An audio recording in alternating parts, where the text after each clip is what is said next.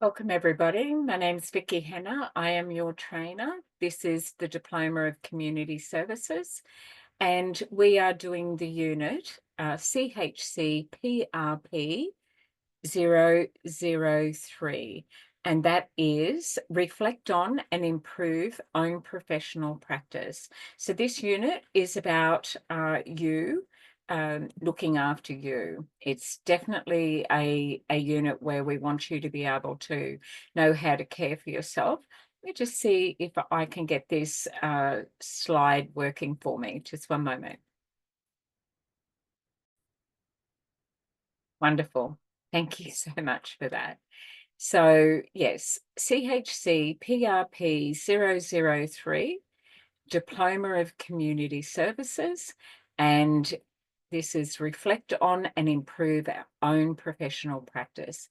So at the moment, I have everybody in a breakout room. And our breakout rooms don't get recorded, but our breakout rooms are our discussion space. So we've got a few new learners tonight. And if you're watching this and you weren't able to make it to class, I just wanted to be able to bring a little bit of our class discussion out for you and run through the core unit.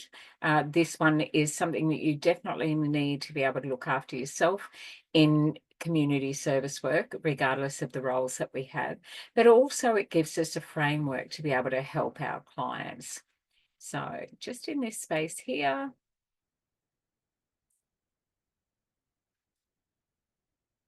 Okay. So I'll begin with our acknowledgement to country. In the spirit of reconciliation, Hayter Institute of Education acknowledges the traditional custodians of country throughout Australia and their connections to land, sea and community.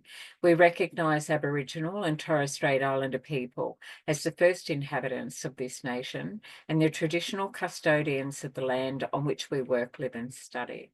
We express our gratitude for the sharing of this land, our sorrow for the personal, spiritual and cultural costs of that sharing, and the hope that we may move forward together in harmony and in the spirit of healing. We pay our respect to all First Nation people and acknowledge elders past, present and emerging. And I'd like to extend this acknowledgement out to anyone in our class that identifies as First Nation or anyone who may be watching our recording. Little bit of housekeeping. We have cameras on in our college, but of course you must care for yourself. So if you need to be camera off, just drop something in chat. Just drop that in there and just say, hey, I'm off camera. I see that as a self-care mode as well. Microphones on mute so we don't pick up any extra noise, whether I'm recording or not.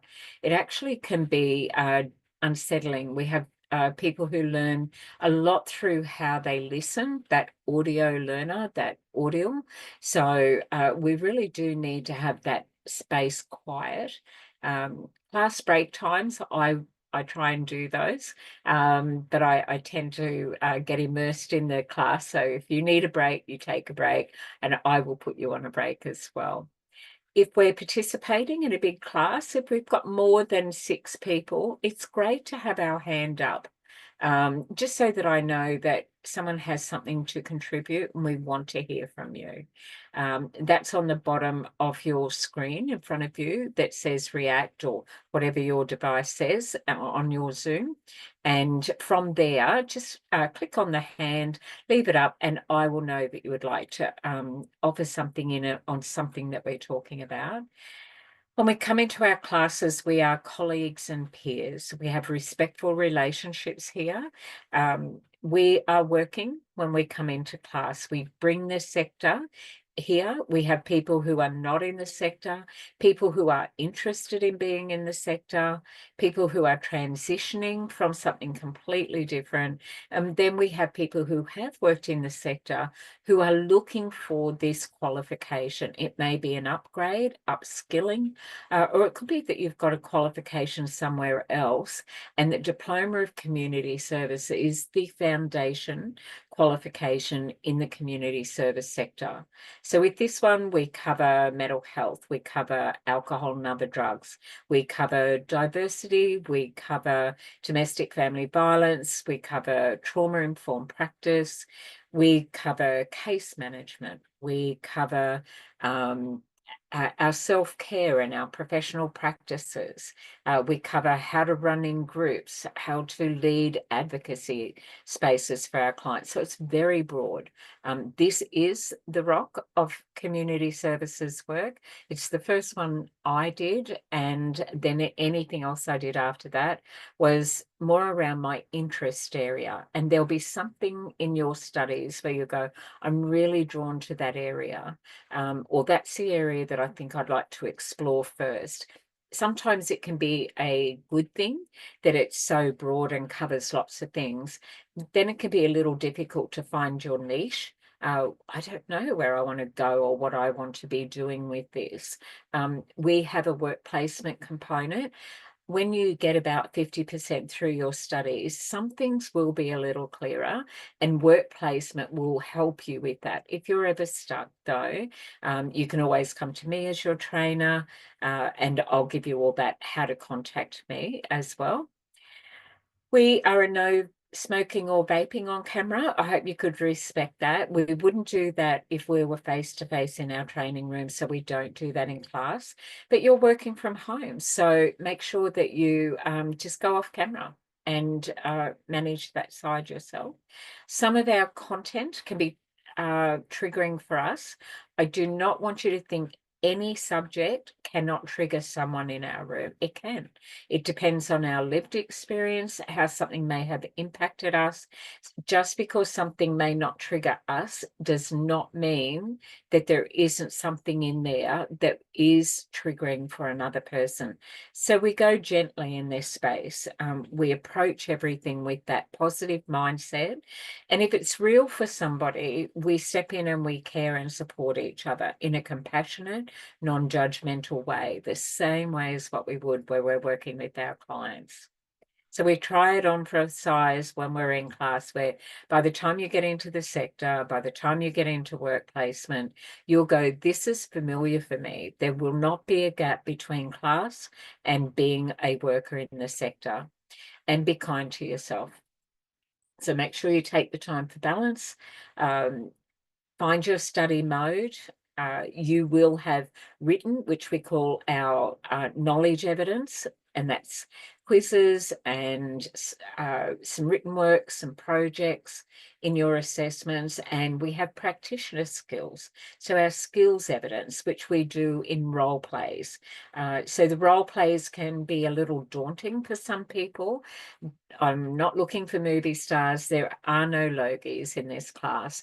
I'm looking for you forgetting that the camera is on you and just getting into that mode. I am a trainer that does like to offer those experiential skills assessments in our classes. And if you have done task 1, your quiz, and you have done task 2, your project, by the time we get to week 3, we'll be ready for the role play. And I would be happy to make week 3 our role play class. So even if you're not ready, you will get the opportunity to watch some people do that. And nobody would put you under pressure around that whatsoever. It's a great way to watch others and observe. And we will record that, and you will be able to get a copy of that. But it means that you will still do the role play, but you'll be doing it at another time. It has to be what's comfortable for you. So if you're brand new to this space, and you're a little anxious about it, that's perfectly normal. It would not be my favorite thing to do, but I do want to say we have to lean into some things and do that anyway. And the more you do, the better you get. It's a lot more comfortable if you don't avoid doing things. And if you're not there yet, it wouldn't be said in front of anybody else. It would be, this is what I would be looking for. And I would ask you for a part 2. And that part 2 might involve, let's have a check-in with each other and do a call, and I'll ask you some questions. We'll record that, and that will be your part 2, so we can fill a gap. but ask your peers in breakout rooms, things like that. This class has an amazing connection and a network and support in a WhatsApp, and they will open that circle for you. They are the absolute professionals in this space, and we know we're better together. So we make sure that we practice those standards when we're here in class as well. Enough about that. If you ever get stuck, though, with your assessments, you can reach out to me. And we have an incredible learner support team. They're our LSOs, learner support officers, and you can reach out to them as well. So LSO has their own email, which is at the back of me when I'm actually doing the recording. Look for that. My email, of course, is my name, which would be the same. I'll show you that when we get there. Everyone's in a breakout room. We're doing a self-care activity and we're doing a SWOT analysis. So I just wanted to do a quick overview of what this week is and the session for this unit. So we do reflective practices, and this SWOT analysis, our strengths, weaknesses, opportunities, and threats, is the tool that we use. There's others, but this is the tool that we're using in our activity in our breakout room. And it gives us self-evaluation. Well, what are my strengths? What are my weaknesses? What are my opportunities yet to be put in place? And what are the threats to that? And we need to know, it could be external and it could be internal. And this is our ability to do reflective practice and self-evaluation. So we seek feedback from others. We reflect on that feedback and we apply that to do improvements. So we analyze our work, and if you're going to be a team leader, the work of others, ways to improve, think win-win, strengths and weaknesses, and we look at different perspectives, try and imagine what a new solution or an outcome would be, to have self-awareness, and then monitor the progress around that. Just because we were one thing would not mean that we would always stay the same. We would be forever evolving. I would hope that we would have that passion for lifelong learning. It doesn't have to be formal, though this is what you are in this space. But it really is, we will learn from each other. And when we are comfortable and we know about ourselves, then we are a lot more confident. And when we're confident, we are more accepting of the differences that there are with others. But there can be things where you go, oh, I know now why we click, because there's some similarities there.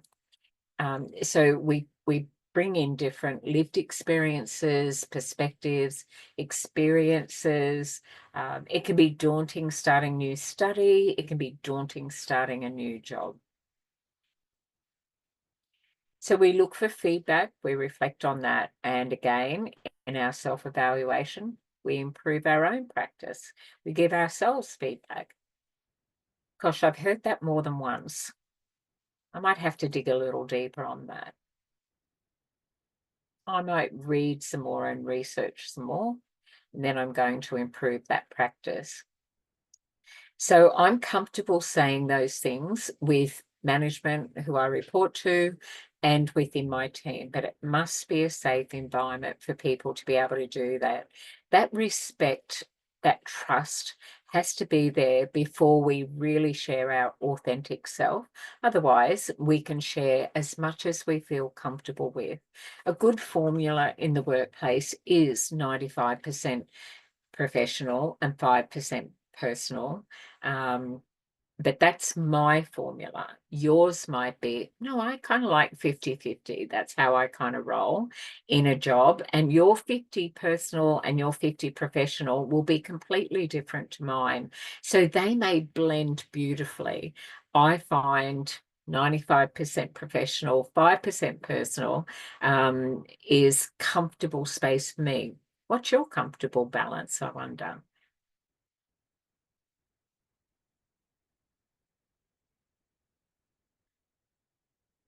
I'll pause there.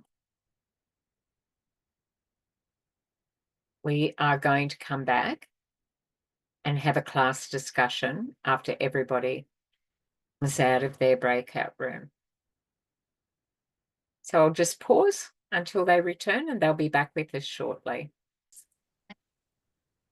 So everyone is back. We actually had a few rooms, fairly small groups, but can I just hear from each room? Let's see what the strengths were like.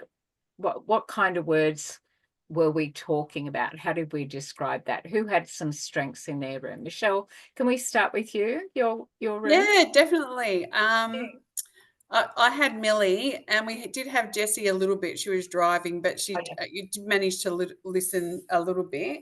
So Beautiful. my strengths would be that I'm a good communicator. I'm very much a team player. I encourage. Millie was talking about her strengths, where that she speaks different languages, and that she has clientele, from um, um, different areas, particularly to where she's located. Um, Weakness, and I've learned a lot about this, and I've got better on it since I've done this course. That sometimes I'm not listening correctly. So, and I'm quick to jump to assumptions that I think what people are saying, where I don't clarify. So I'm a lot better at that. Opportunities, again, Millie was mentioning that opportunities for her were her strengths in knowing different languages, being able to communicate with the clientele and different cultures. And my opportunities, what were my opportunities? I can't even remember. That's okay. That's pretty good. And then in relation to threats, Yeah. I think Millie's was learning. I'm not too sure. She might want to clarify. And mine was like where I come from transport and shipping. And when I was in senior management, I had and you know what this is. It sounds like a broad comment, but it's not, because I had some amazing male mentors, and I'm where I am because I had some fantastic male managers, but I also had obstacles with males that were threatened, with my position. So Yeah. that would Well, be yeah. mine. Yeah. Yeah. And Jessie aligned a lot with Millie's, because Jessie, she's from China, and again can speak languages, and they were both working in dental. So there was Ah, what I could hear with oh, what Jessie was saying. Yeah. So that was Millie. Did you want to add? Wait, sorry. Here she is. Yeah, I think I did not mention about the thread on my Mm. side. Uh, the thread. Not, I'm quite blah on that, so maybe I have to think about it first. yeah. I Like say, a threat can be like a barrier in the way. Mm. It could be a person or a thing. It might be a gap in knowledge. It doesn't have to be a bad thing, a threat, but it's what's in the way to get to the goal, to be having a good balance there for us, that to build that confidence in that space, that knowing is like I'm okay and you're okay, as well. That we want to get there. And it's okay to still go, that's not okay, but it's not about them not being okay. It's the thing that they do is not okay. And just try to separate that, the person from the action. It takes reflective practice to be able to do that. So that it's okay that you don't know that at the moment, but it gives us food for thought, doesn't it? Yes. yeah. Why does this happen? Or I've been down this path before. So I want to swing over to Yes. Rachel if I can. Rachel, what did your room have? So a lot of us had pretty similar strengths in that we're all very team players and very caring and dedicated people, basically. And we're quite flexible and adaptable as well. Weaknesses, I couldn't relate because I'm from Australia, but the other two people in my group are not from Australia, so they have language barriers, and they think that that is a weakness, but in some ways, I also think that's a strength because I see a lot of clients are also not Australian and they want people that are speaking different languages as well. And so like it's just like Millie, it's actually a strength to also be able to speak different languages, and I really wish that I could. So yeah. And then we also identified our opportunities as definitely being in this class. It's been a really good opportunity for us, and Lisa really expressed how good it is socially as well, and just being able to bond and help each other out, and it's a very good opportunity for us all. And in terms of threats, we kind of said things like how competitive the market is right now, in terms of jobs and even placement. Getting placement has been an issue as well, and things like due to like an injury, I don't like to travel too far. And, my injury kind of puts me at a bit of a disadvantage of who I can help. And just, yeah. And also, it's not something that I mentioned, but also all the changes to the NDIS and everything like that, it's kind of made companies in general pretty unstable and unsure at the moment until everything's kind of worked out, and the same with the home care packages as well. I think that's probably another threat. But I don't know with other states, but I know in Victoria, everything's a little bit up in the air at the moment. So it is. And the Royal Commission did a lot about that, and everyone's trying to find their feet. There is some positive stuff coming through I'm aware of, but there's a higher level of qualification in work that I can't even do some of that work anymore because the door is closed. In that, unless I've got that particular qual, and I'm not going to go and do, I don't think, that particular qual enough.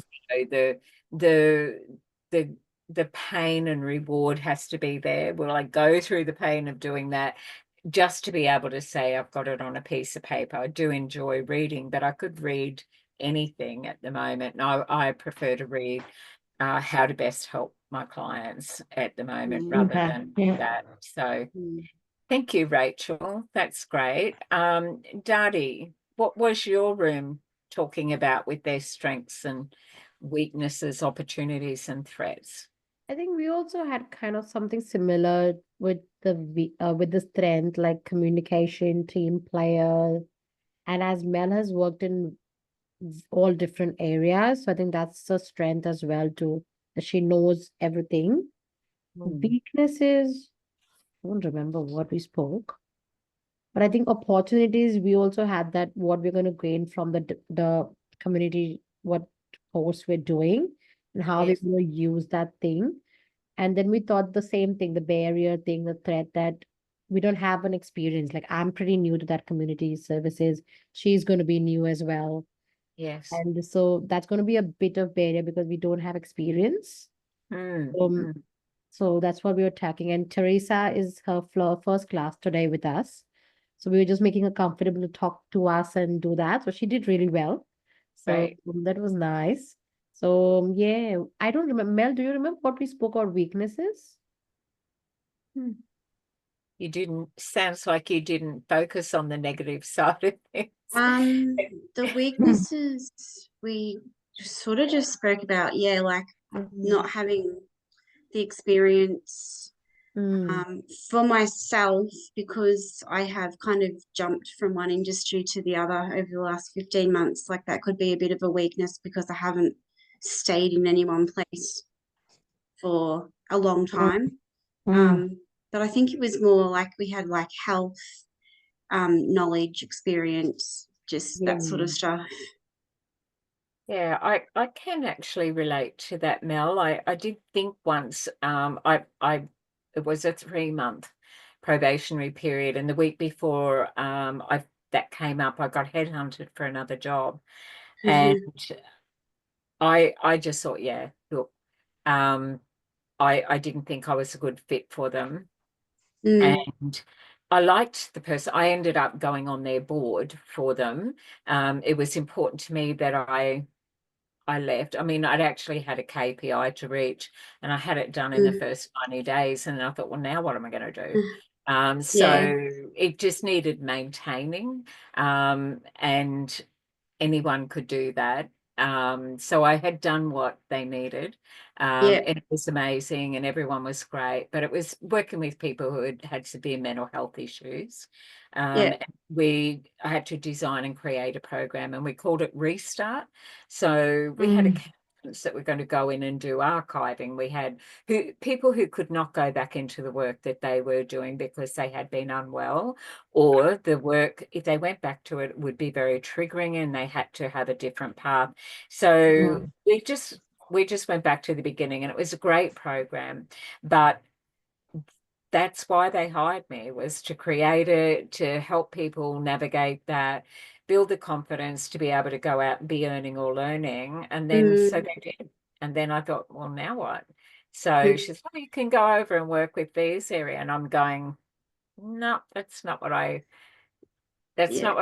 applied for. I'm not even good at it. I'm very solution focused, outcomes focused. I compete with my personal best all the time. I like measurables. And I just would, at those days, I would find that not what I was looking for. Today, I would have to reflect on that and see if that is different for me now. But that 3 months on my resume, I wondered about that as well. And you know what? I just called it a short-term contract, and I went straight into something else. So I said short-term contract, writing a program to meet the KPIs, which I did do successfully. I turned that into a strength and an opportunity. Because I had how we write it, how we think it. That's a good one. I had 7 years. I was 7 years as a swimming teacher, which I loved. So I did swim teaching, I did deck, I did reception, I taught babies, loved it. But I needed full-time work, and I couldn't get it in the industry. It's really hard.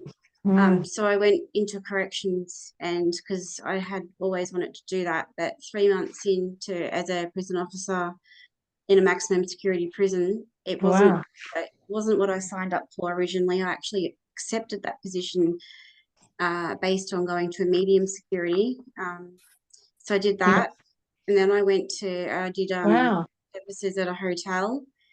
But I didn't like traveling into the CBD of Melbourne. I hadn't done that for 20 years. And then I was a 000 police call taker. So until I got the job. And now I'm working in mobility aids. So I think Rachel said something before about NDIS and home care packages. And on the other side of that, we get a lot of, OTs and case managers coming in to do trials with wheelchairs, scooters, that sort of stuff. And we write up the quote and send it to them so that they can get approved from their funding. And a lot of them are either coming in to try and spend what they've got before the changes happen. A lot of the OTs don't really know what's going to be happening. They're all a bit unclear. But I've been at that job for nearly 6 months. So I think, and then I decided to do this course. So I think I finally sort of started to settle a bit. Yeah, it takes time. Like, so by going in and working with the mobility aids, you're dealing with the sector because they are your client. Yes. Yeah. And you're resourcing them. So you are bringing your previous knowledge and skills into that space, because it is about human services that you're coming Mm. from. Yeah. But I also think we need to know ourselves well enough to know, you know what, that isn't me. And it's okay not to be in a job and stay stuck in that job, and do that grind. It really, time goes so quickly that, yeah, we don't really want to be doing it in something that sucks the life out of you. Correct. Or, Because I did yeah, that before I had my children. Before I had my kids, I was working in a job that I hated, and I was there for over 3 years. And then I went and did something else. It was okay. Then I had my kids, and I was a stay-at-home mum for 8 years until me and their dad split up. And then, you know, I didn't go back to work in an office. I didn't want to do that.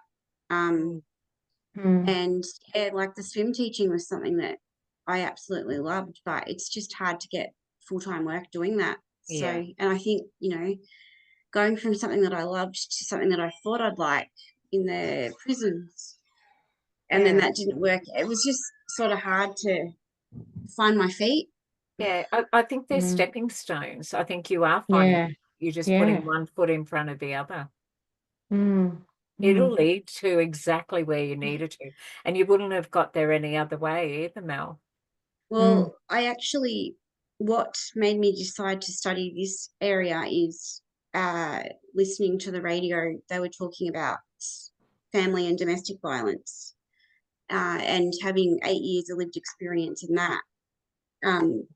I kind of like, I had that, they had a social worker or a former social worker that had been in that sector for 20 years and given it up because she was just, you know, felt like it was never going to get better. And that was my moment of, this is what I need to do. This is what I want to do. And yeah, so I started looking into how can I get there. Yeah, wonderful. So that was definitely a strength and definitely an opportunity. And sometimes the barriers are imaginary and we put them there. We can't be our own barrier to things as well. Sometimes we need to hear that from others, though. We may not, or you just happen to be hearing a radio station that day or listening to something, and or you're in a bookshop and the book jumps out and says, hey. So, you know, when we're ready, we recognize it. Those things are there and they always were, but we have to be ready for that. Yeah, so that's great. Thanks for sharing that, Mel. Excuse me. Jasmeet, what did your room talk about? Okay, so first of all, actually I couldn't talk that much because we are kind of having, you know, a medical emergency in the house because my sister-in-law is pregnant and she was not feeling well. So I was kind of on hold and doing stuff in the kitchen, so, you know, helping her. But at the end, I talked about my strength with Sabine and Isaac. I couldn't get to, you know, do the weakness and opportunity stuff. Okay, what were your strengths? Yeah, so my story is also kind of very personal, you know, jumping into this community service sector. Um, I was an artist first, and I've been an artist for like 7, 8 years now. But I was diagnosed with epilepsy in 21, and that kind of changed my life completely. And I was having almost 100 seizures a day. Oh, shivers. Yeah, so it was really, really bad, and it made me, you know, cut out from the most favorite thing in my whole world.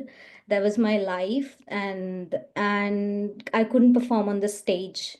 I couldn't listen to loud music because it used to trigger the seizures, and then I think I got bullied, you know, indirectly bullied as well from my colleagues and the people I was working with. When I was back in India, there was always eyeing, judging me, okay, like, making me feel like I'm not normal. So I had to get help. I had to get into therapy because it was really bad. Um, Dealing with all the stuff, and I got shut down completely and from my family. You know, I never used to talk. I think I didn't talk for almost 2 months. So it was really bad. And but I came out of that hellhole. And I think it's all because of a professional help, because people, the things that couldn't even my friends and family do, I think the professionals, the social workers, the therapists, and they helped me get out of that. And it changed my life completely. I accepted myself. I accepted my, problem. I was okay with my, I was okay being different. And I started working on myself. So I think this was also one of the reason, and this is also kind of my strength, because I can connect with people like me.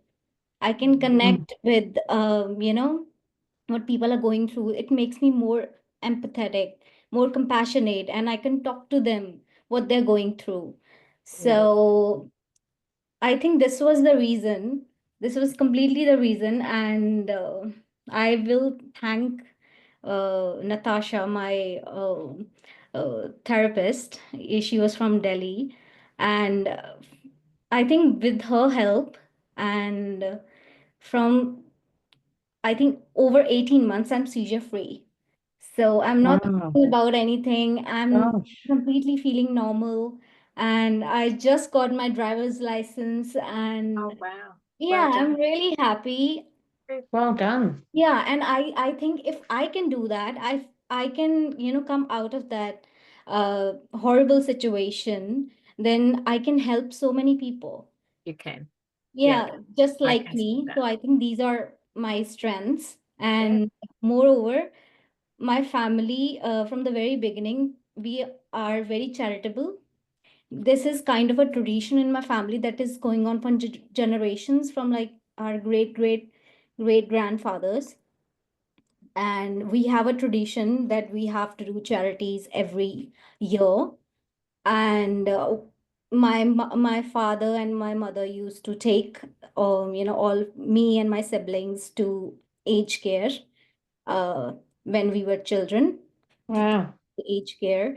And we used to, so many people used to come at our home as well, to just to talk to my father, about their financial problems and stuff they are going through. And my father used to help them a lot. So we have grown in that kind of environment. So, and I'm a singer as well. So I think this is also kind of my strength. I can entertain people very Yeah. much, and I'm very good with kids. And very, Yes. very good with That's kids. kind I'm of always their exciting. favorite aunt. So yeah, these are kind of, I think these are kind of a reasons these strengths are the reason that I really want to go into this field, so that Jack I of all will, trades. yeah, Definitely. That's yeah, great. Thank you, Jasmine, for Awesome. sharing. And you're right, like lived experience, yeah.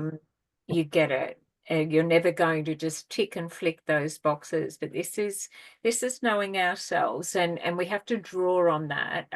Last week we touched on emotional bank accounts, and so we've got to put those deposits in on ourselves so that we can take a few withdrawals from time to time. We don't have to be perfect, and we shouldn't be too hard on ourselves either. But thank you. So, Kira, what was your room like? Okay, so in our room, sorry about the noise, my dogs are just having dinner. In our room, we discussed the SWOT analysis through the lens of working in the sector, specifically with the homeless. Okay. We all went through and highlighted our individual strength that we perceive we have. So we had one of my group members, it was communication. Awen was empathy and passion to help, and mine was the ability to foster and maintain good rapport. In terms of weaknesses, we all had very different perceived weaknesses. We had speaking up when it comes to things that have a personal negative impact on oneself. I think that was Rosanna. Awen was, she becomes very emotionally impacted when working with vulnerable clients. And mine, unfortunately, is I have very, very poor attention to detail. So it's something that I have to work on, I think, a lot more than the average person in a very conscious way every day, because my instinctual attention to detail is severely lacking. So, and then in terms of opportunities, again, we took it from the lens of working with the homeless. We saw an opportunity there for us all as workers to enable clients to access safe housing and services, our ability to play a role in improving the lives of the people we work with, and our ability to, using this SWOT analysis and knowing our weaknesses, work on those actively each day. And then threat. In terms of threats, I guess this is probably broad and across the sector. We discussed the emotional, psychological and mental wellbeing threat that is obviously ever present in the community services space. We also discussed, the possibility of physical danger working with clients. We discussed burnout.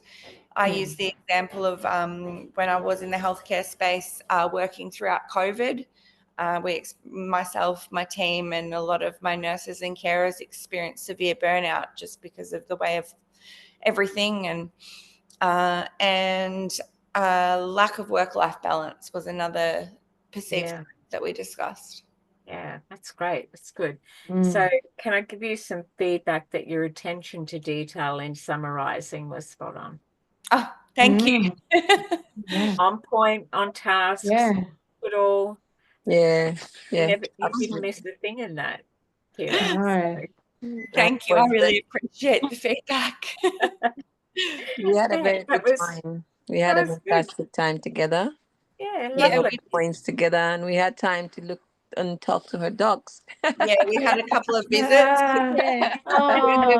Chatting. My pug was on the ground kicking her ceramic bowl around the floorboards, trying to tell me it's dinner time. Yeah, and stop talking to those two-legged people, will you? So, that's great. Thank you. No worries. Yeah. Tanya, I know you were just listening, but yes, I was. Yes. Did you enjoy the experience? I have absolutely enjoyed every part. Right. That's good. Good. Yeah, feedback. speaking up and listening, and I'm really enjoying the amount of sharing that everyone's doing. Good. It's making me feel really comfortable. Good. Excellent. That's great.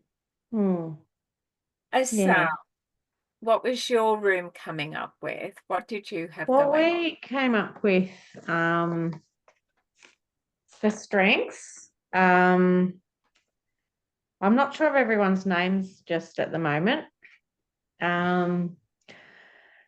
I've worked in the primary industry for a long time, but also in retail, in fishing co-ops and things like that, and also in giftware in retail, clothing stores. And for me, what we discussed was communicating across a broad range of demographics in society. Like for me, I've worked in customer service for 30 years, and I've always had to have attention to detail in terms of my fish displays and things like that, to be able to make it look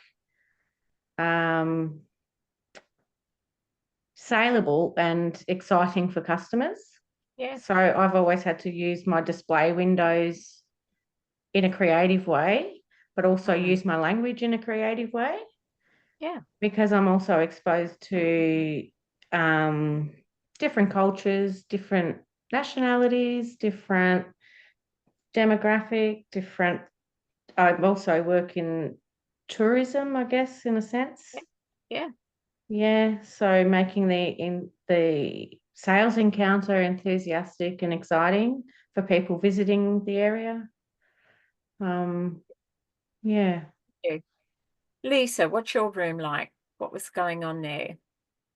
I was me, Asali, and Rachel were together, and we were talking nonstop about the weakness, the strength, the opportunities, and the threat, which is great.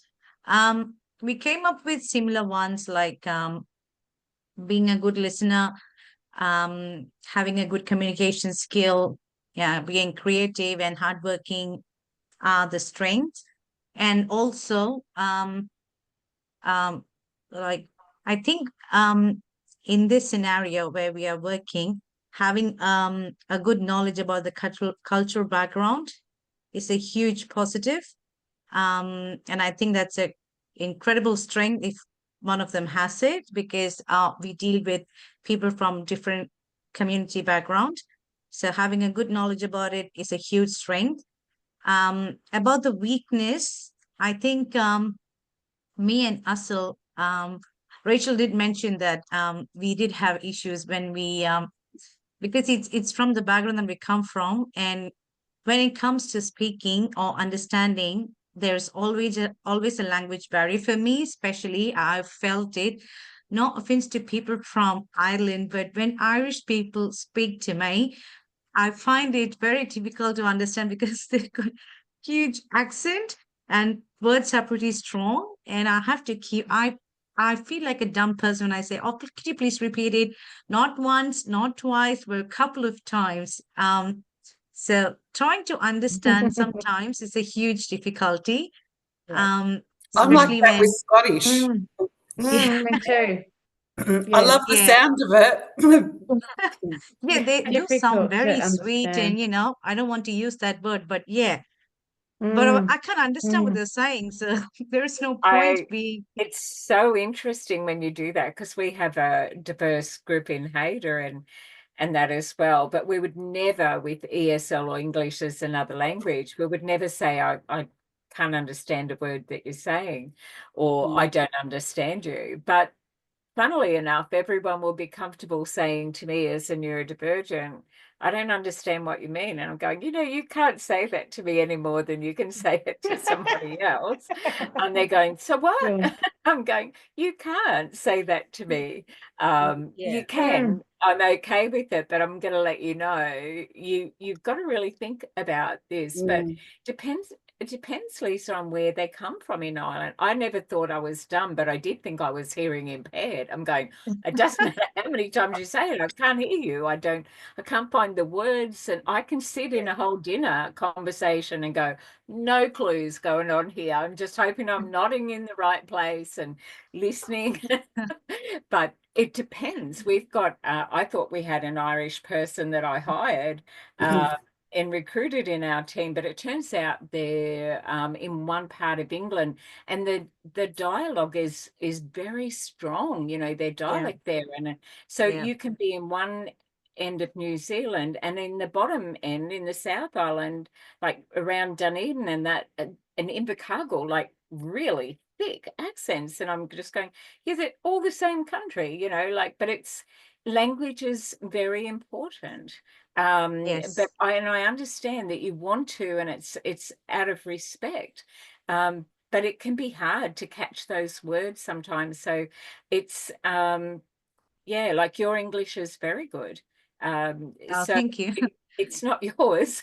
It's not your problem. It's not your barrier. But it could be a threat to working with, a barrier in the way of really fully listening to understand, not trying to fill in the gaps and finding another way to communicate. But this common thread was communication. I heard that in strengths. I thought that was really common. And then some of those barriers there, some of those were shared as well. But it is a reflective place for us to be in. But look, we are at break time, so I want us to have a 10-minute break, and when we come back, we're going to jump into the Johari window, which is another layer around that reflective practice. Has anybody done this full unit so far? No. Rachel.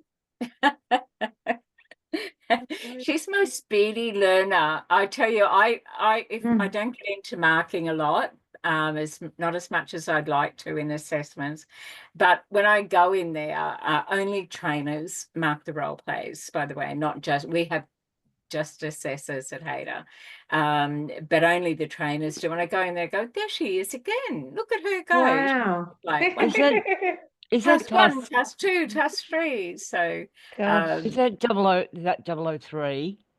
Because I've done 1 and 2. oh, you've done task 1 and 2 already. Yeah, Oh, great. I'm up to 3. Yeah, you're up to the role I've done play. task 1 and 2, Fabulous. Is just this the for this? role Is this play. for this current model? Yes. Oh, because I couldn't even access it until today, the 10th. 'Cause No. I went to no. go into it on the weekend and it wouldn't let me. Yeah, Wouldn't me it? too. Yeah. I got access to it itself.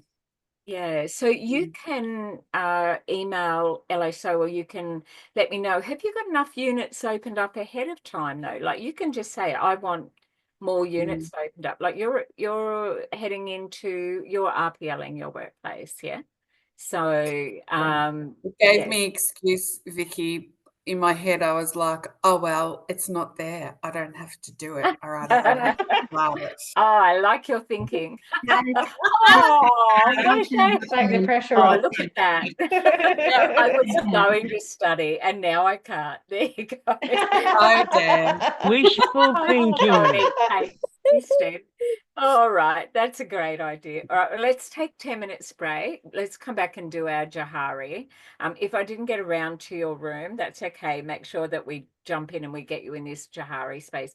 Just takes us another layer as well. So, and also I want to talk to you about, for the last 27 years, every single day, I write in a reflection journal, and that reflection journal is work related. Some days I haven't got much to say, but I want to talk to you about that. How we take those 600 words a minute that race in our brain and dump them somewhere. We do it in our file notes, but a reflection journal is a great healing tool. It's our thought, and it's only when we take it out of our mind and put it on paper does it start to become a goal that we could crystallize and bring it forward. If we have time in this unit, when we're talking about your professional development, the things that you would like to do to overcome a weakness or overcome a threat or create an opportunity, we'll have a look at what we call dynamic goal setting. And I'll give you some neuro-linguistic programming to do in that space as well. We'll go a little deeper. It can be on surface, so even if you have done the units, the classes will give you again some of that masterclass stuff that we want to bring out in this space as well. So let's come back at, say, 22. Is that comfortable for everybody? And we're going to go into, I'll show you a screen, and we're going to go into another breakout room. I'll pause. Welcome back, everybody. So at the moment, our class is in their breakout room, and they're working on what we call our Johari window. Sorry, let me just get this screen floating for us. Brilliant. I think we're there. Thanks. So this is CHCPRP003, reflect on and improve our own practices. So this has 3 tasks in this whole unit, and the unit is called the CHCPRP003. So task 2 is this, just the one. And the overview is the project requires completion of self-evaluation using this window. The only resources you need are the internet to get into your porthole and a device where you can write into a document.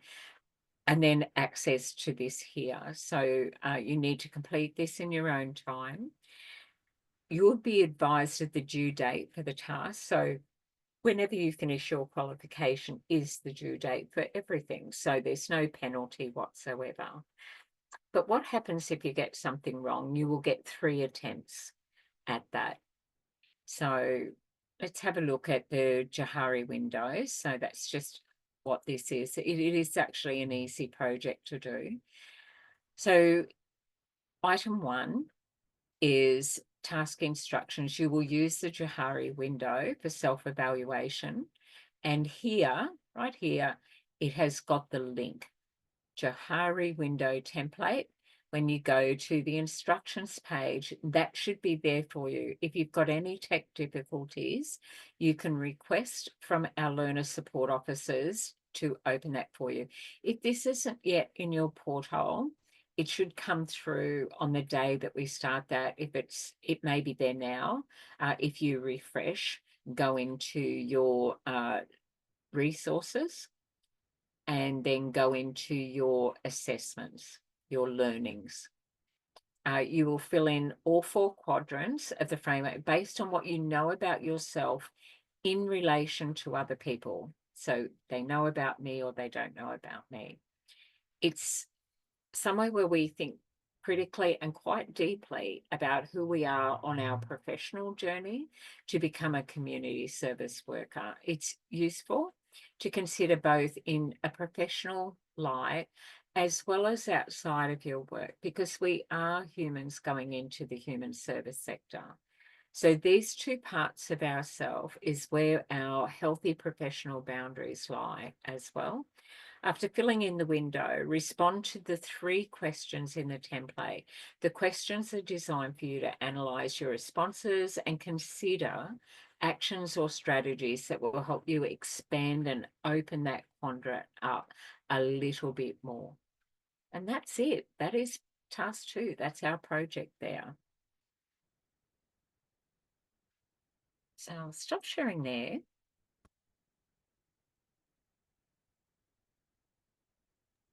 Hi, Daddy. Sorry, Vicky, I Yeah. was just in a breakup room with Cody, but we don't have that link, that thing. We have a completely different thing.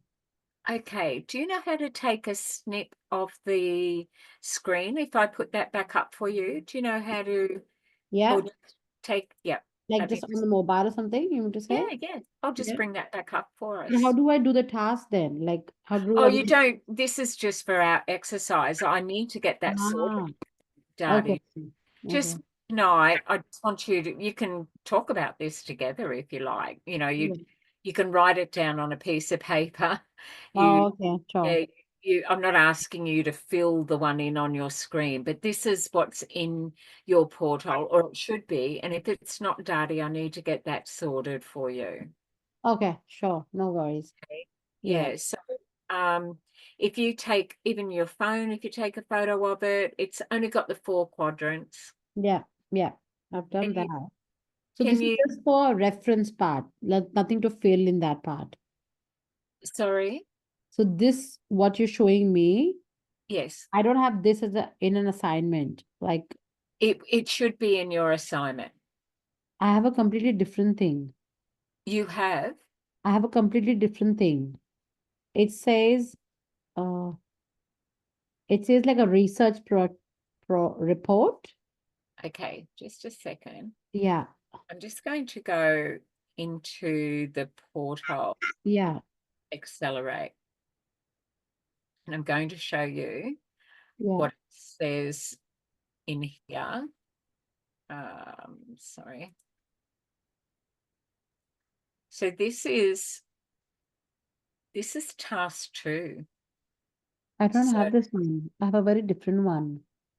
okay, so you have in front of you CHCPRP003. Yeah, that's right. Okay, so that's what this is. It goes into task instructions and then it has the link just there, Daddy. I'm not recording, so I'm not going to I don't know if I can share my screen and show you, but let me just pause. Yeah, so we use the tool Johari window, and everyone's been in a breakout room. When you're in the breakout room, I did a bit more recording around this, and I showed you an assessment task, and I will go back and say, don't listen to a word I say, yours is going to be a research. But I did frame it and say, we're doing that in that there's an error, our end, but whatever you have in front of you is your assessment. Okay, it may be that there is another one hidden, and I will make sure we're right, because I will sign off on it, because we're actually doing the Johari window tonight anyway. So if there's a sudden, oh wait, there's more, it'll only be that, and I'll sign off everyone that's in class tonight. We have done the Johari window bit, so don't worry about that.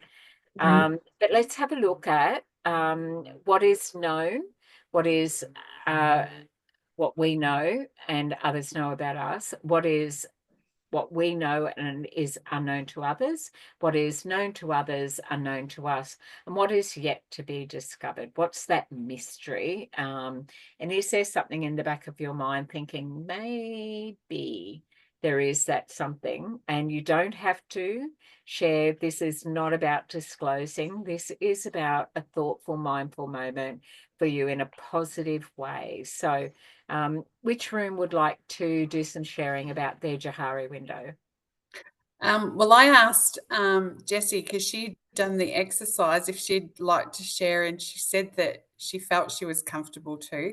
So I've encouraged her to speak up on our behalf. Thank you. So I'm trying to overcome one of the weaknesses we spoke about earlier, speaking in the group. Oh, good on you, Jessie. Well done. Well done. That's all right. So I've actually had recently submitted the assessment. I just got the result today. So we kind of use that as an example so that we could get to see how everyone thinks about the open, the blind, the hidden, and the unknown. So, and we also went back in the module to see what the Johari window was really about before we jumped into the whole thing. So on the open, for example, it's like you can use being caring and being empathetic as an example. It's something you know about yourself and what others know about you as well. And we gave another example of being punctual and being organized. It's something you can know about yourself, that I'm punctual, I'm very organized, and some other people can also see that as well, that you're punctual and you're organized. So that's what we used under open to discuss about that. And for the blind one, I gave an example. For example, Michelle, something maybe she might not know, but others may see leadership qualities in her that she might not see in herself. So we use that one as an example as well. And I gave another example where, for example, myself, sometimes when I'm under stress, I might come, or under pressure, I might come as if I'm reserved, but it's just because maybe I'm under pressure. So it's something that can be gone under blind as well.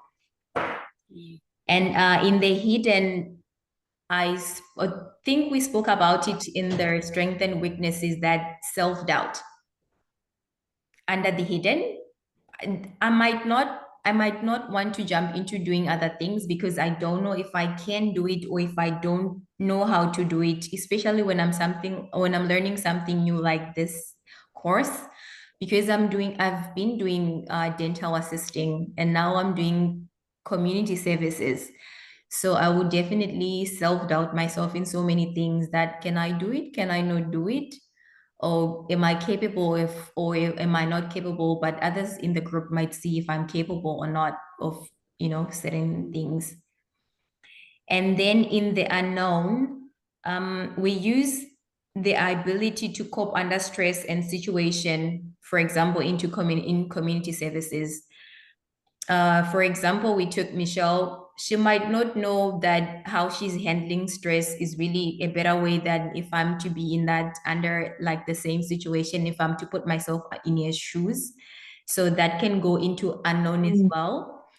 And we used, for example, my example as well, possibility in advocacy in counseling, that you could hear it from different people that don't even know each other, that, oh, you probably become a good counselor or, you know, good in advocacy, but it's really unknown. So I think that's pretty much we've spoken about. Yeah, thank you. So that was your task 2 in your assessment. Yes. Okay, so it's not Darty's and it's not Cody's. Rachel, did you do the Johari window or the research project? Mine came up with the Johari window, like the exact same thing that you posted is what I did, yeah. Okay, so I would not worry about those who have got the research project. That is the one, and that will come down to when you enrolled. That will be all that is. It's same skills and knowledge coming out of it, but there will be different assessment tools to work with. That is all that is. So it's still about you doing discovery, some research, your thoughts around any of those topics. Cody, you've done the right thing. Darty, you'll be in the right place. It's not an error, it is 2 different enrollment dates and 2 different assessments for task 2. Not less, not more, just different. Okay, so you've done the right thing. And Rachel, yours will have been marked by now. Hopefully we haven't delayed that too much for you. That's great. Okay, so you're hearing Johari window for some, and you may hear research project for others. So there's our hidden unknown. Now we know. So it'll only be around enrollment. And from time to time, we do have that. Where someone will go, oh, my Jacinta's got a broken leg and this Jacinta's doing something different. So it's still, what are we looking for? Knowledge and skills. So it's okay. It's just a different story. How we assess you never changes, but the story of the client or the activity in front of you is what's different. Okay. So you're all good. You're all on track. That's fine. Whatever you have in front of you will be the correct thing. Okay. And if there's a gap and if they go, oh, no, you've got to do a research project, well, we'll tackle that. If it says, no, you've got to do a Johari window, we will deal with that. That's a simple, easy thing for us to work out. And I did get to share with Darty that before everyone gets a final sign off with their diploma, you have a session with me. You get to choose whatever client scenario you would like, and we do a debrief self-care reflection session, and we capture the evidence on that as well. And that's your final sign off, and that's for me to have that opportunity to have a debrief with you and see how I can assist you with any of the career pathways that you're thinking of, or another strategy. Some people have said, I think I might go to uni after this, and we talk about what that's like, how to do that application, and that their diploma can give them up to 8 credits in their uni degree. So, or they say, look, I might do AOD, and so there's only like 7 out of the 21 units to get a diploma in AOD, if that's the path they want to go on, because you've already got all those credit transfers or equivalents to be able to put in over there as well. So, but that's towards the end of it. And before we do our final sign off, we have that, and I give you the evidence around that, and then you get a document called a self-reflection and self-care. Okay, great. So another Johari window while everyone's still awake and going. This is a bit of hard slog, this one, because it's thinking. So Sabine wants to share. Hello, can you hear me? We can. Well, Yes. yes. Well, I would like to see. I haven't spoken to Jasmine. I did it with Jasmine. If we want to share it, so because we had such a good conversation, and this is about it. This is about the Johari window, and it was actually really lovely. We just went in that zone, started to know each other a bit more, feeling really comfortable. looking into ourselves and reflecting and seeing who we are. So it was really good. I could have talked for another half an hour, but here we are. So just to start with the open one, quite lots of, I found with Jasmine lots of similarities, even if we're very different. So to see, you know, how empathetic, even I can observe it when I see Jasmine.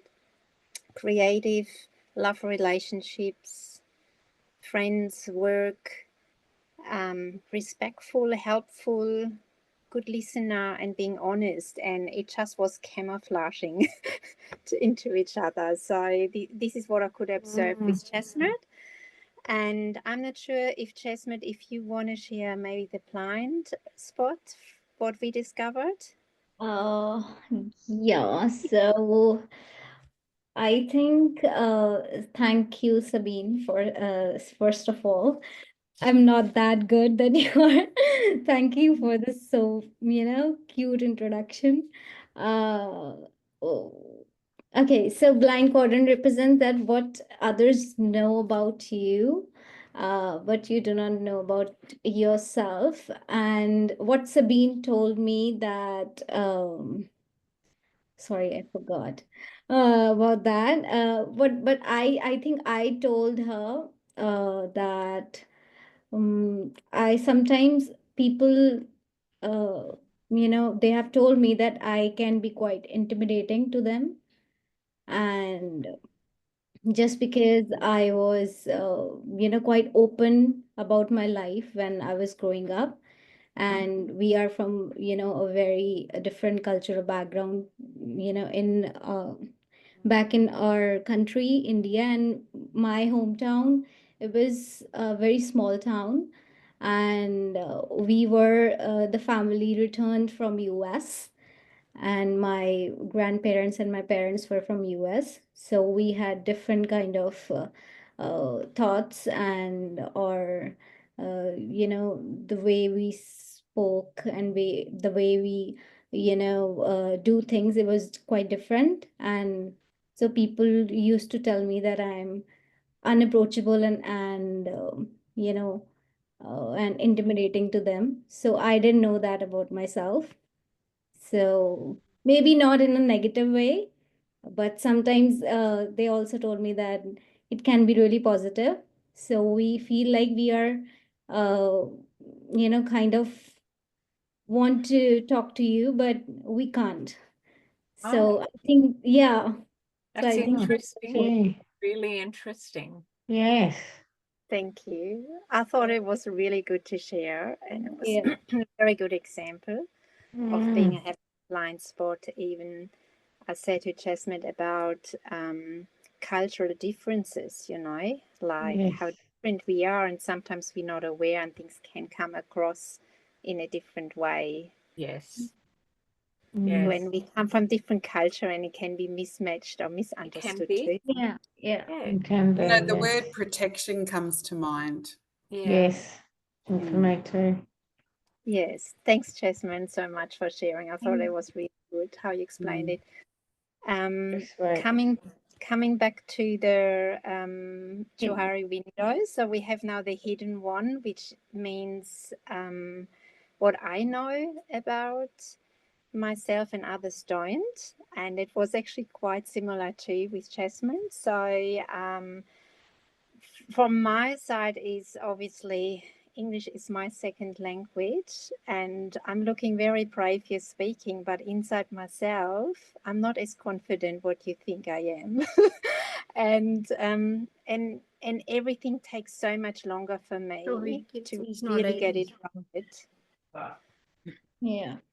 We kind of show Yes.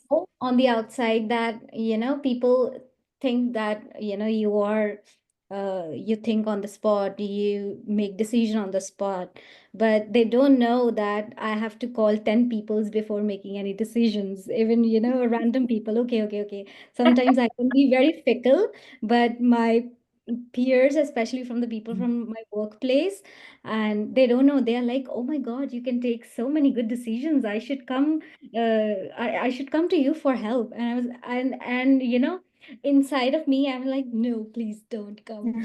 I can't even handle my situation. How can I help you guys? Spot on. Spot on. I feel it. I just feel it. I just, when we went through the windows, we are so different people, but there's so many connections and similarities which I actually really understand and get, Jasmine.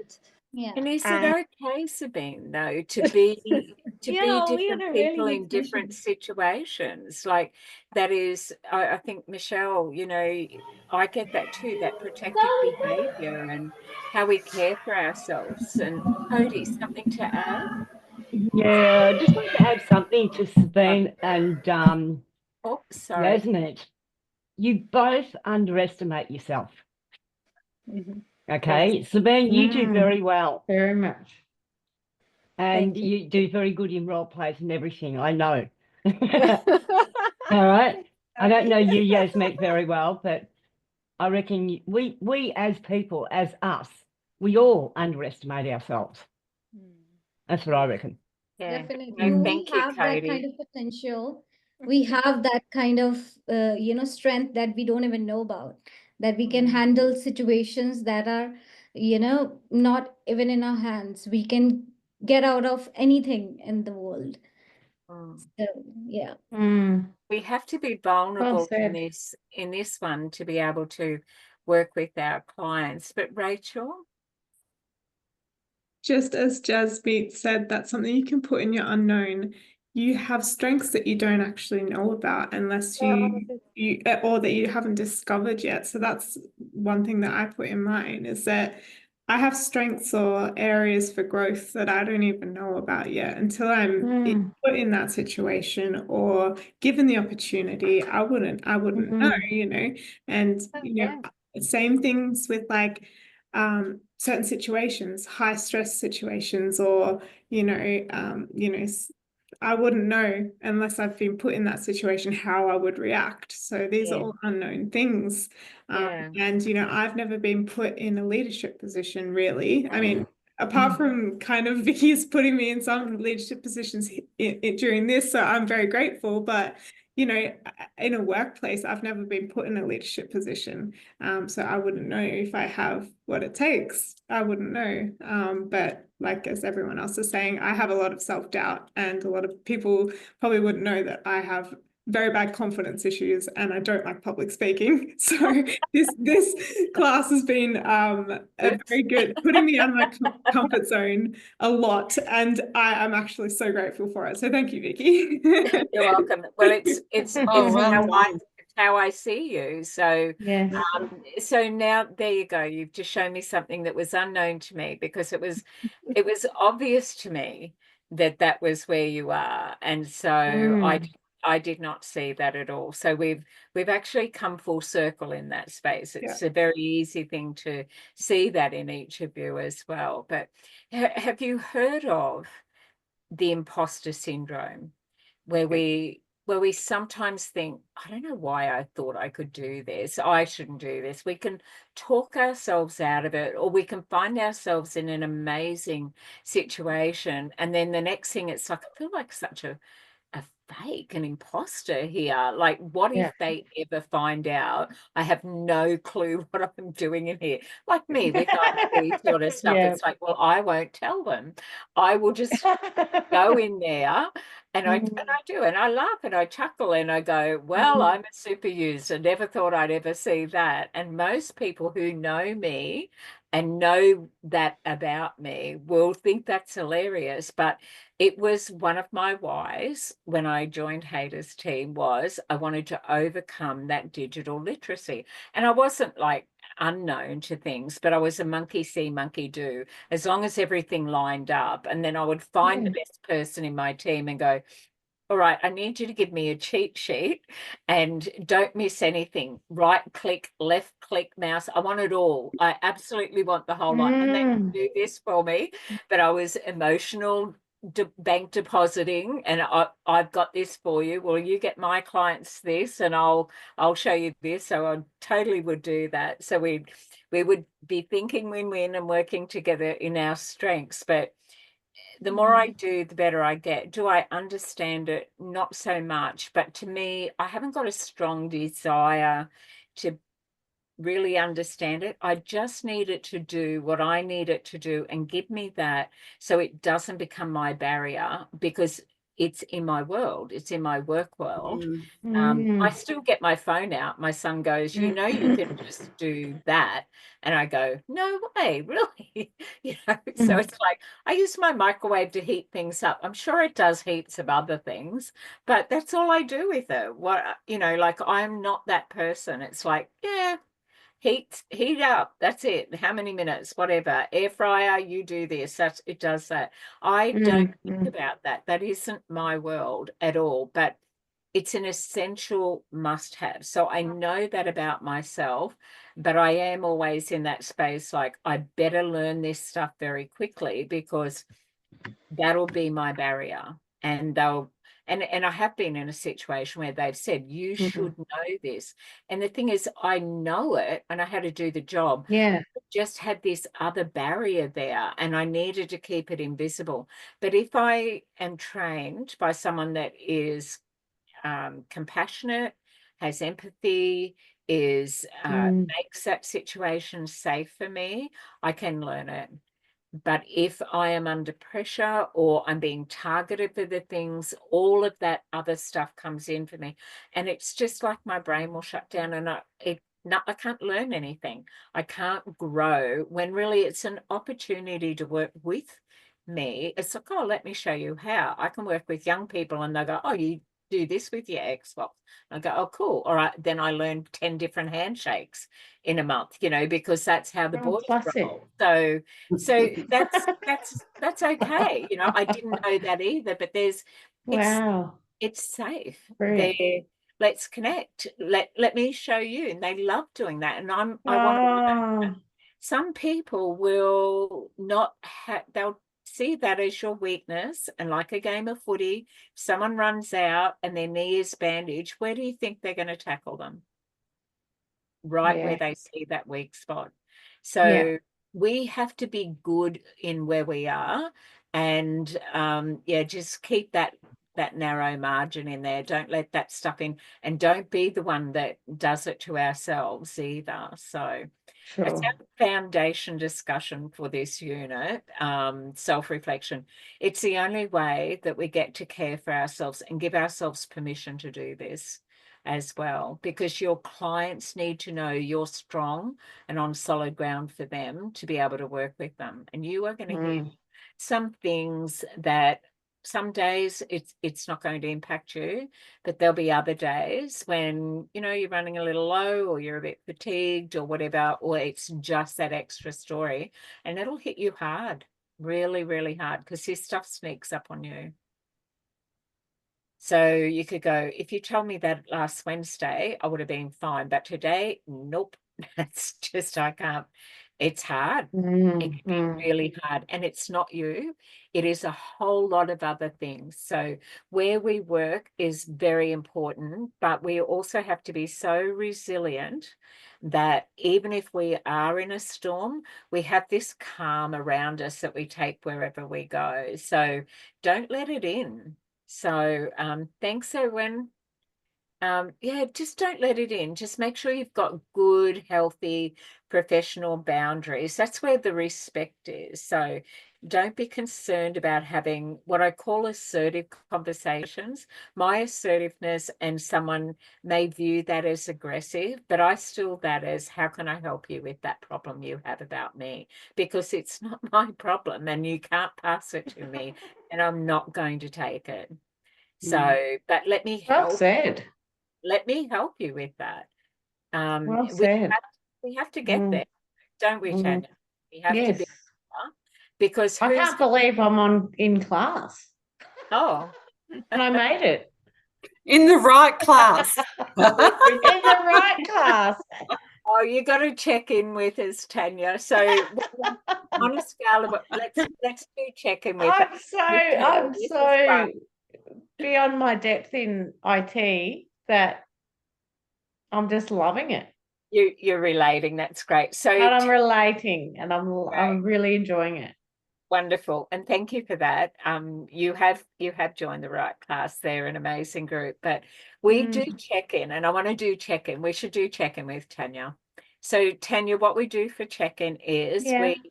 we give ourselves a number between 1 and 10. 1 is, look, I'm here and I'm not quite sure, or I'm flat. I've had just a big week, but I'm here. I've dragged myself in. Please don't ask too many questions. That's me right now. And 10 is, I'm so happy I could skip. And next week, Vicky, I'm running the class. So what number did you check in on? Probably a 2. And I'm where really fatigued. Where are you now? Probably a 9.5. There you go. It's made my day. And you did that. Thank you. You did that. Yeah, I was really flat. I've had a really rough trot, and now I'm feeling really close to a 10. Good. Excellent. Mm. Right, so you want to run the class next week? No. Okay. But I would like to contribute more. Good. So tonight was a listening and absorb. Get a feel. Yeah, wonderful. So what this team does well, this is what I know about this team, and I hope they know that about themselves, is that they open the circle wider every time a new person comes into this class, which demonstrates to me that is them as a worker. So we have a culture class, and we take that wherever we go. That's not accidental. That absolutely happens. So that's amazing. So yeah. So all right, well, I've worked everyone hard. It's 4 minutes to 9. I'm going to be getting this. I've got a little recording I started while you're in breakout room. Thanks, Rosanna. And I will be getting that sent out, but I'm also sending out your little personality profile about what makes people tick. And we're going to come back and you're going to have to say what bird you are. And then we're going to have a look at what makes us the opposite. And then and you know how like they say opposites attract. We look at someone and go, oh, they do that really well and I don't. So that kind of brings you together. But then there's other people who are opposite to you, and some people may see that about them as a weakness, but I see it as a strength because they go, I'm nothing like that and I need to learn more to be like that. So when I hire people different to me. Different to me. Or if someone throws a bit of shade or wants to throw a bit of shade, I'll go, oh, cool, let's go.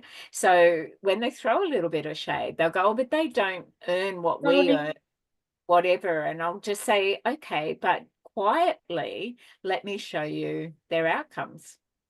And they go, no way. And I go, just do it a different way.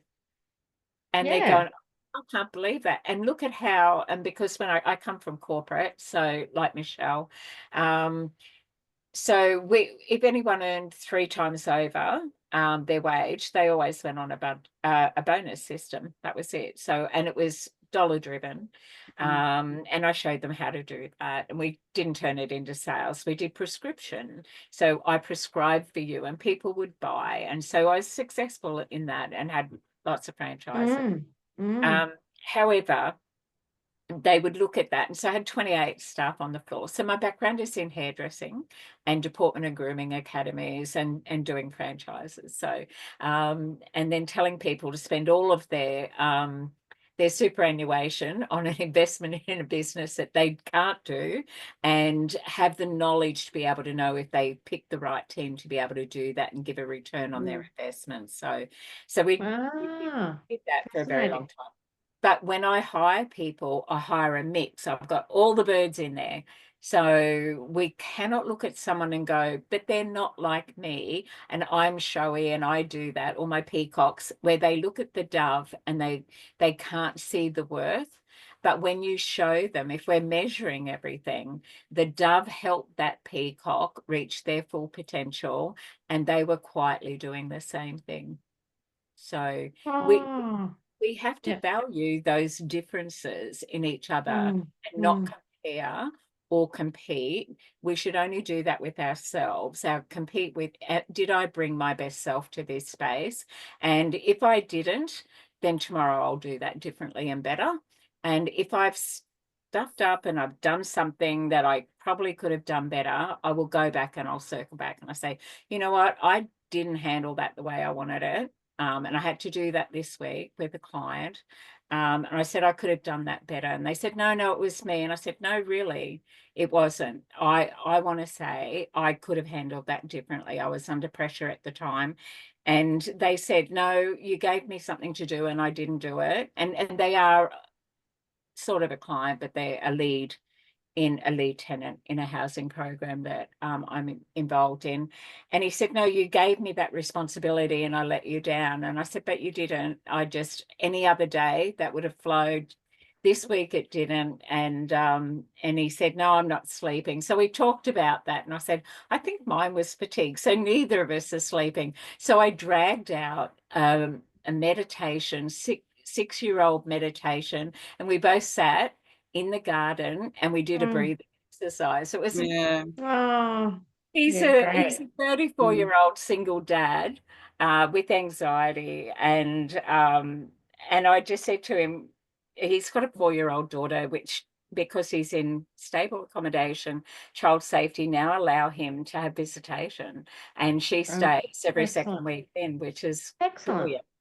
And not that it was the mother that had the child removed at that time, but that's all reunified. Grandma's in there. His father also lives in our accommodation. So I have 3 generations, and every fortnight his daughter comes, who's 4, and she comes and stays in the residence, and he has that. And his life has completely turned around in the last 18 months, and it is amazing, but he struggles still. And he said, I just feel really bad. And I said, so here we are both feeling bad. What can we do to both feel better? So I just dragged out, I've got a beautiful breathing exercise meditation for 6-year-olds. And I said, I think we need to nurture our inner child. Let's sit on the ground. So out it came, dragged out the app and we did the breathing. And it was just, it was 9 minutes. Lovely. It turned everything around. So I shared the app and I said, there you go. Yeah. Do you know, it was a That's very beautiful day in kind. Melbourne today, and I'm on the road all the time going from house to house to house to house. And it got to lunchtime and it was like feel good weather. And I'm so sick of going to a shopping centre to find a clean toilet and, just people everywhere and school holidays. And I've driven past this place like 101 times, and it was a gallery. And I drove to this gallery and I parked my car up, where there was some pine trees in the wind. And I just opened the windows and it was like, I haven't heard that noise for so long. And I walked in the gallery and I had a bit of a look, and it was just like, this sure beats a shopping centre. It was just the best, and it just, you go, okay, I'm right. I'm reinvigorated from my afternoon. It's just really And good. there's your reflection, though, isn't it? That's your self-reflection. You became aware that you were on probably a deadline and rushing, loving what you're doing, but the practicalities of it, and you just needed to center and just enjoy something and appreciate something for yourself that wasn't work, but you could take that and then you were set to go again. And that's because you nurture that, because then your clients the afternoon get a better version of you, and you're able to give more. Always. And we don't want to be anxious in our work, even if our clients are anxious. We have to find that sense for ourselves. Otherwise, it can draw from us in that emotional bank account. They're the withdrawals. So you did a major deposit in there, which is wonderful. We should do that. So, and remember, what did I do? So that's great. Well, look, we are recording. I'll pause. Welcome back, everybody. We had an activity and everybody went into a breakout room and we worked with one of the assessment tasks. Let me just put baby up in the corner. We did one assessment task, and the assessment task was the Johari window, and just a couple came back and we talked about what's known, what's unknown, what we know about ourselves, but we we don't share with others, nor do we have to either. But tonight was very much the first week around self-care, self-reflection. And next week, we're going to jump into how do we best learn our information? What type of communicator are we? Tonight, a lot came out about what are our strengths. And of course, we're in the community sector, so that compassion and empathy for others, that kindness, that unconditional and positive regard is there. And then we talk about good communicators and good listeners as well. And next week, I want to talk about our personalities. I will be sending out an exercise homework for everyone to do and to bring that tool back. If you've done it, great. If you haven't, don't worry about it. It's no pressure. You'll learn a lot from other people who are actually have done the exercise. It's just fun. It's not part of your assessment, but it's another tool. And it's a great reflection because it shows us a little bit more how other people tick. And we really can't understand other people, I suppose, until we fully understand ourselves. So next week will be around some self-awareness. And then what are the values, beliefs, and behaviors that sit around these? And then what's effective self-evaluation? You know, what's going to help us in that space rather than something that we bring ourselves down. We'll talk a little bit about we'll play a couple of videos. You'll get these in your recordings tonight, but I want you to watch those as well. And we'll go a little deeper and around with the role play, start jumping into seek and reflect feedback from a variety of sources, our peers, our line managers, our clients as well, and then provide your own feedback. Oh, this is what I think I did well. This is what I think I could do differently. And then writing down that feedback and then reflect on that and what's your insight. That's a process around here. And then reflection journals, we will talk a little bit more around those. I keep one and it's really simple. You only need an exercise book. I used to start out with some really lovely ones. Now I just buy a bundle of 10 exercise books and something with lines, which is great.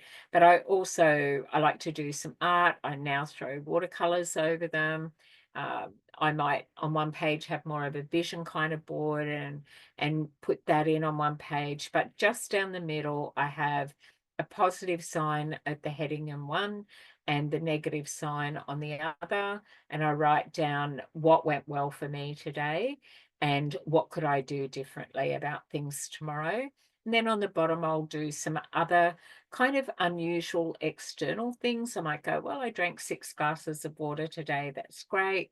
Or I had 10 minutes in the sun. I walked my dogs a little longer than I would normally. I'll just talk about that. Someone shared tonight just a moment that they did. That would be in my reflection journal. And the reason why we keep them is to get a lot of those words and thoughts that we may ruminate if we are stressed and we lock them in, and it's like a problem we've got to solve, yet it is not with our work. We are just fully present in that moment, and our clients are up to wherever they're up to, and that is at their full potential right now. So it isn't like if I could just get you here. It's not. That's not our work. Our work is about if it's their goal, we walk beside them how we can get you there. So we have to really know ourselves. And if that's one of our strengths that I get stuck in and I do that, that may, and I can say that about myself, that I will leave my study. I share with someone that I would leave my study till the end because I know I work well under pressure. So I almost create a situation where I'm under pressure and the deadline is tight, and I do that. But I had to unlearn that and do one thing. And so if it can be done in 3 minutes, it's off my desk. It's like, I'll do that, I'll do that, I'll do that. But my day is full of lots of 3-minute things. But sometimes we have to carve out a body of work that's focused. And that's how you'll go with your study. You come into class and that is your focus time, and it's amazing.